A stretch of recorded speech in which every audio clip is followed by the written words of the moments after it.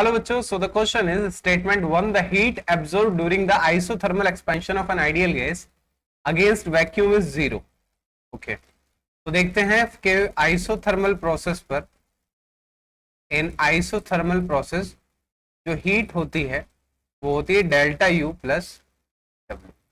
अब as isothermal के लिए डेल्टा टी जो है वो 0 हो जाता है, जिसकी वजह से डेल्टा यू आपका 0 हो जाता है। डेल्टा टी 0 क्या, heat capacity at constant volume, तो क्या होगा, वो हो जाएगा एनसी डेल्टा टी, और डेल्टा टी की वैल्यू 0 होने पर इंटरनल एनर्जी आइसोथर्मल एक्सपेंशन के लिए 0 हो जाती है। ठीक है, इसके बाद अगर हम वर्क की बात करें तो जो पी एक्सटर्नल है आइसोथर्मल के लिए, पी एक्सटर्नल 0 हो जाता है, जिसकी वजह से जो वर्क डन है वो भी आपका 0 हो जाता है। तो जो हीट है, हीट एब्जॉर्ब, वो कितनी रहती है, 0। So hence statement 1 is the true statement.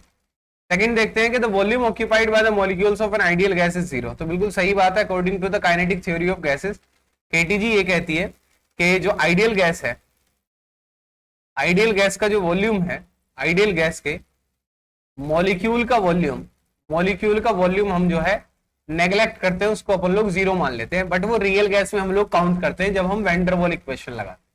तो स्टेटमेंट 2 भी बिल्कुल सही स्टेटमेंट है, पर स्टेटमेंट 2 जो है वो फर्स्ट वाले का करेक्ट स्टेटमेंट नहीं है। Hence statement 1 is true, statement second is true, but statement second is not the correct explanation of statement 1। So option B will be the correct answer. So I hope the concept is very much clear to you. Thank you and best of luck.